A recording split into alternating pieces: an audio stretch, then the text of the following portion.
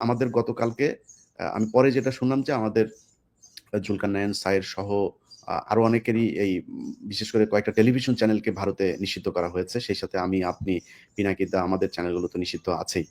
আ এখন এটার ব্যাপারে ধরেন বাংলাদেশ সরকার কি পদক্ষেপ নিয়েছে বা নিচ্ছে এখনো পর্যন্ত আমরা জানি না। এটার সুস্পষ্ট একটা ব্যাখ্যা সরকারের পক্ষ থেকে আসতে হবে। প্রথমত হচ্ছে বাংলাদেশের মানুষ ভারতীয় টেলিভিশন চ্যানেল এই দেশে থাকুক এটা চায় না। এই দেশের মানুষের পারিবারিক যত বিশৃঙ্খলা তৈরির জন্য দায়ী হচ্ছে ভারতীয় এসব সিরিজ, ভারতীয় এসব টেলিভিশন চ্যানেল। এর বাইরেও যদি আপনি চিন্তা করেন পৃথিবীর ভেতরে সবচাইতে বেশি প্রোপাগান্ডা ছড়ানোর মেশিন হচ্ছে এই ভারতীয় মিডিয়া। তারা কেন আমাদের সরকারের বিরুদ্ধে মিথ্যাচার করার পরেও এই দেশে চলমান থাকবে?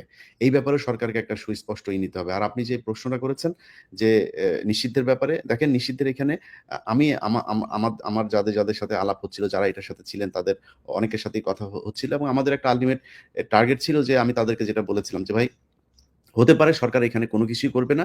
কিন্তু তারপরেও একটা মেসেজ সরকারকে দিতে হবে যে ভবিষ্যতে তারা যেন এই আওয়ামী লীগকে নিয়ে কোনো ধরনের নতুন করে নির্বাচনে আনা আওয়ামী লীগকে আ দ রাজনৈতিক কর্মসূচি পালন করতে দিতে হবে।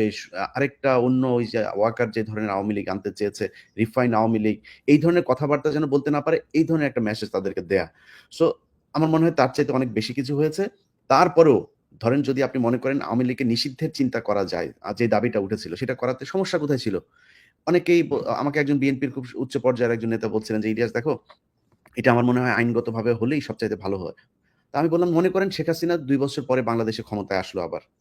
আপনি আইন না, মনে করেন জাতিসংঘের যদি রেজুলেশন দিয়েও যদি আপনি এটা করেন যে আওয়ামী লীগ নিষিদ্ধ, আপনি কি সেটাকে রাখতে পারবেন? তো আপনি এত আইন দেখাচ্ছেন কেন এখন?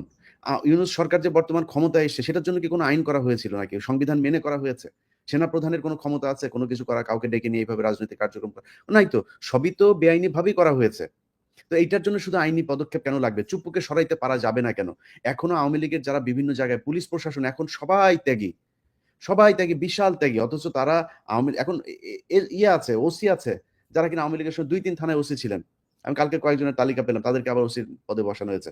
তো একটা চক্র তারা এখনো চাচ্ছেন যে আওয়ামী লীগকে কোনো না কোনোভাবে মাঠে রাখবার, আওয়ামী লীগ যাতে কোনোভাবে, এখন তো বাংলাদেশের মানুষ তো ওই জায়গাতে নেই।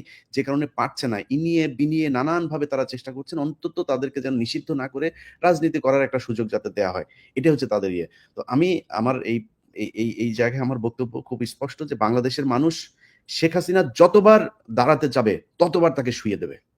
আওয়ামী লীগকে বাংলাদেশের মানুষ গ্রহণ করার ওই জায়গাতে আর নাই। অতএব রাজনৈতিক দল সেটা জামায়াত হোক, বিএনপি হোক বা অন্য কোনো রাজনৈতিক দলই হোক। কালকে ওই যে কাউয়া কাদেরের আরেক ভার্সন এখন বাংলাদেশে আছে আপনার আ জাতীয় পার্টির কাদের। কাদের কালকে বলছে তারা কোনো দলের এটাতে তারা মানে না, এটা তারা বিশ্বাস করে না।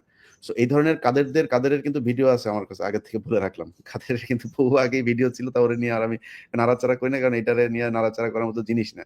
সো বেশি লাফালাফি করার দরকার নাই কাদের সাহেব। কাদের সহ বিএনপি, জামায়াত যারাই আওয়ামী লীগকে জায়গা দিতে চাবেন, বাংলাদেশের মানুষ তাদেরকে বরং আওয়ামী লীগের মতো নিষিদ্ধের জায়গায় নিয়ে যাবে।